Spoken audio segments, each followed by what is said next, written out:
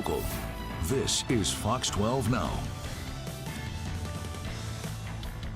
Hello, everyone. This is Fox 12 Now. I'm Greg Nibbler. Thank you for joining us. We are live streaming here from the Fox 12 Oregon newsroom. We start every weekday about 1 o'clock, and we go throughout the afternoon covering a wide range of topics. Today, we're talking about something, well, a lot of people are talking about, and that is the 34 convictions that Donald Trump had. And we're going to be discussing this. This is in association with the hush money trial.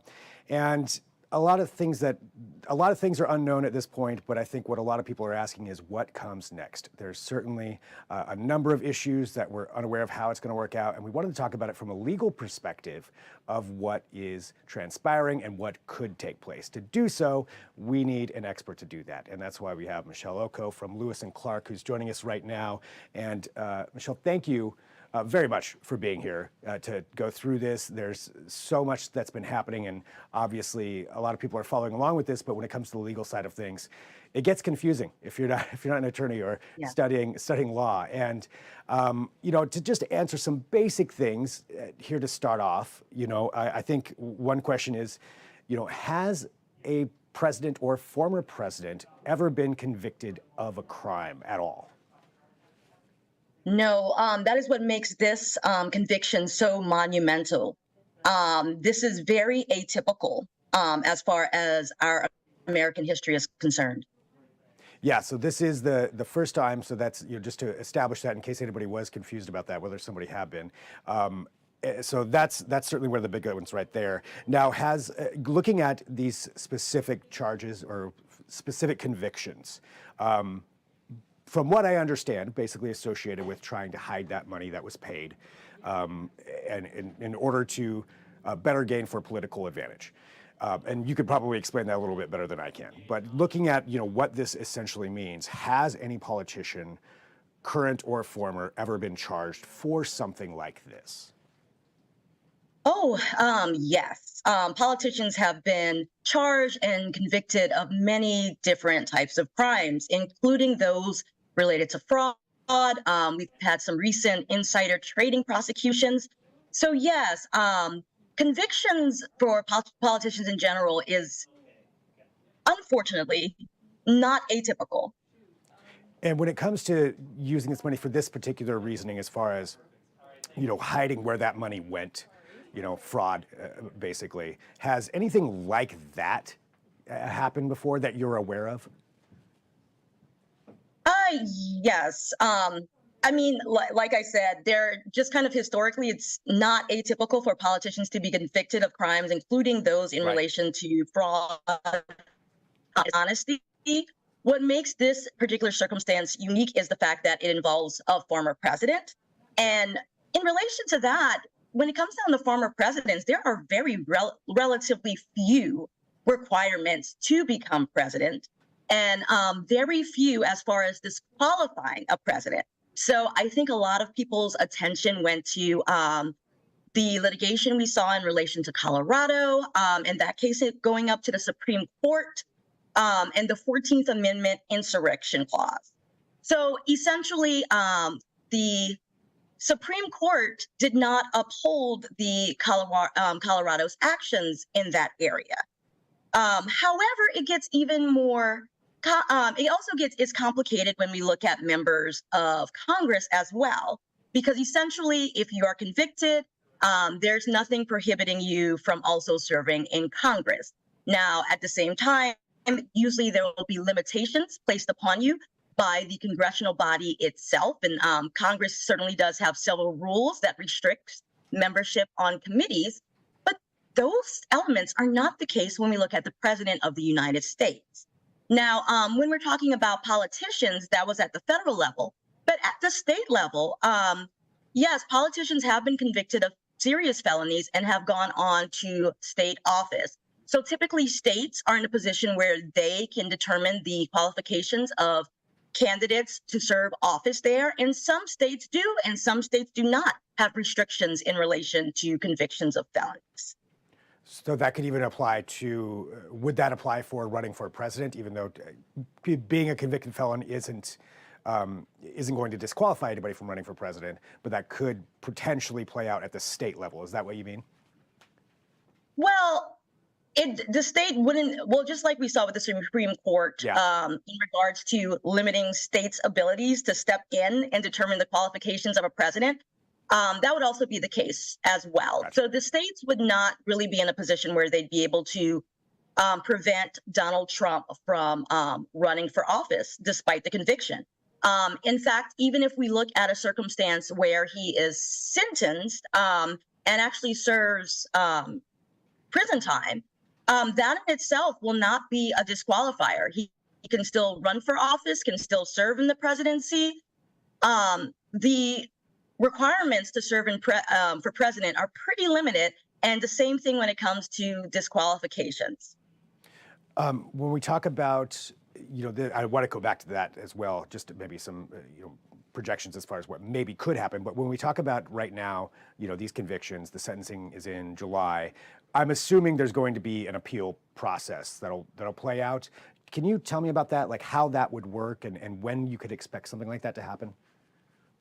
Yes. So essentially, I would expect there to be an appeal in this case. The defendant, former President Trump, has made it clear he intends to file an appeal. However, that won't take place until we actually have the sentencing, and that is scheduled for July 11th. So once the sentence, once he is sentenced, then he has 30 days to file his notice of appeal. So that is how that timeline will work. Now, as far as how that impacts potential incarceration, most likely while the case is on appeal, he would not actually be serving the prison time. So, so that's how the appeal would affect that area. Now, it's also, I think, really important to take a step back and actually look at the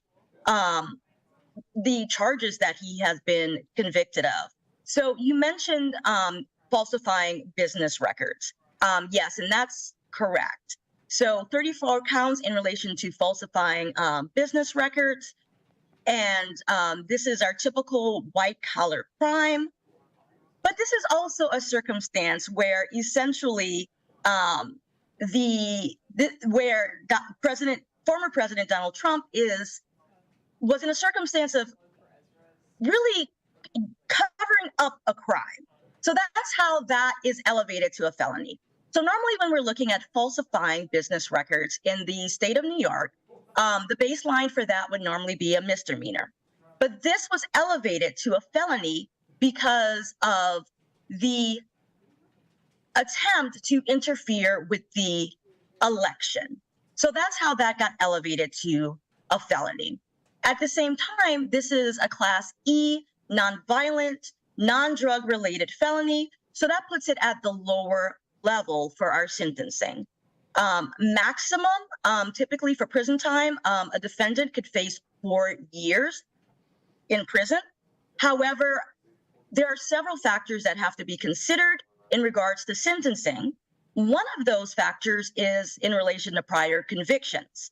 So we are looking at a circumstance where this defendant, as far as I'm aware, does not have any prior convictions. That typically would place him at the lower level for sentencing. So looking at a circumstance where there might be probation and fines. However, the court is allowed to consider factors in relation to sentencing. And while there are maximums imposed as far as sentencing is concerned, there's also a lot to consider here in relation to this trial. So one thing that occurred already, the defendant is facing a $10,000 penalty. Yes, a civil penalty in relation to comments that were made in relation to jurors and witnesses. So that is all something that potentially can be factored into in relation to the sentencing as well. Not only that, the court can consider things in regards to remorse. And there does not seem to be any indication of remorse, at least thus far, from this defendant. Yeah, I think no matter where you fall on the political spectrum, I think, yeah, that's definitely clear. on that end, just from statements that have been made. And I think that's really interesting. So there really are a lot of factors that can play into this. And I believe it's July 11th is when that That's correct. okay, so that's when that takes place. So there is a lot that could transpire between now and then that could affect what that actually is. That's fascinating to know. Now, something else, I've gone through some of the questions that I had, and I know a lot of people had here too. So that kind of answered a little bit about as far as what the sentencing could be with those factors. So it's a little bit unknown. Now, say if, just going down this road, if he is elected president again, and say he does have this conviction there or he's on appeal, is this something, like how would that play out? Or do we even know how that could play out? If he's appealing a case, say it's denied, he's convicted while president, would he be allowed to pardon himself? Or do we have any idea how that would work out? Yes. So this is a New York State case. It's not a federal case. So he would not have the power to pardon himself, even if he is elected as president. This is one of those circumstances where it really will be dependent on the voters as to how impacted they will be in regards to this particular conviction. Now, it is also important to note that while this is most likely the first case that we're going to have a conviction on in relation to the general election, there are also 3 other pending criminal cases. So one is for the state of Georgia in relation to election interference there based on attempts to overturn the 2020 election. And then the 2 other ones are federal prosecutions. Now, with the federal prosecutions, that's where things will get a little bit more thornier in regards to your issue in regards to the ability to pardon. So those would, so essentially one of those cases is in relation to the improper handling of classified or documents. And then the other one is in relation to really January 6th as in relation to former President Trump. Now, those federal prosecutions can be in a circumstance where essentially then, if elected, he would be able to pardon himself.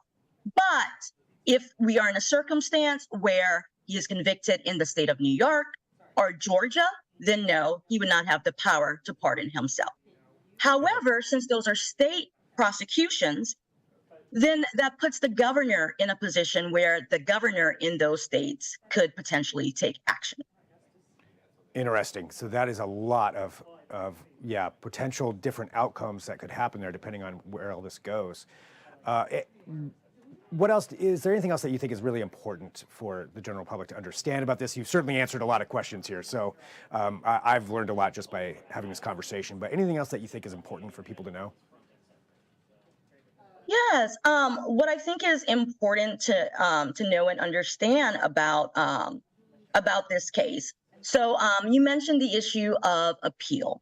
Now, whenever we talk about appeal in a criminal case, what really the appellate courts will be concerned about was the process that was followed. So that won't be in relation to essentially claims of actual innocence, but as far as the criminal process and fairness under our justice system. So a lot of times we think of those in terms of criminal procedure. So there's been a lot of rhetoric going on about essentially the selective prosecution. That's very challenging to address because there has been no defendant that is similarly situated to former President Donald Trump. But in regards to this case, one of the things that also stands out is the timetable. So you remember those other criminal prosecutions that I mentioned? Those were all much more recent, related to 2020. Mm-hmm. However, this conviction was actually a lot of times referred to by prosecutors as a zombie case. So it was resurrected by District Attorney Bragg in relation to this case. So it's interesting in that it's related to the 2016 election. So that's another wrinkle that sets this case apart. But it will be very interesting to see how those other cases unfold. In addition to differences between state and federal prosecution, one thing to also keep in mind is how things are going procedurally.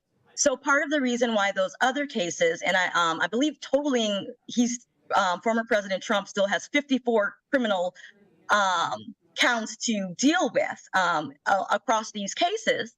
They're being held up based on essentially procedural matters.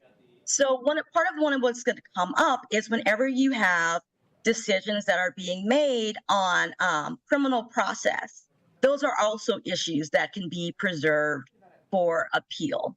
So in addition to those going on a slower timetable, also what we're seeing are essentially earmarks for challenging those potential convictions as well. Wow. So many different things playing out all at the same time and overlapping each other. And yeah, so much to actually follow through. I mean, it sounds like, so the next major thing in all of this, counting all of these different charges and cases, will be July 11th. Is that correct? Or is there another? Okay, that's the next biggest step then to look out for, and then see how that plays out and see what that entails, which will be a lot, I'm sure, after that, once we find out what happened. Well, Michele, I want to say thank you very much for joining us here and to talk about this and to share your information and knowledge on this. Obviously, there's so much there that unless you're a legal professor or an attorney or study this, it's really hard to understand it, and you made it a lot easier to understand. So thank you very much for doing that. I appreciate you being here, and thanks for your time.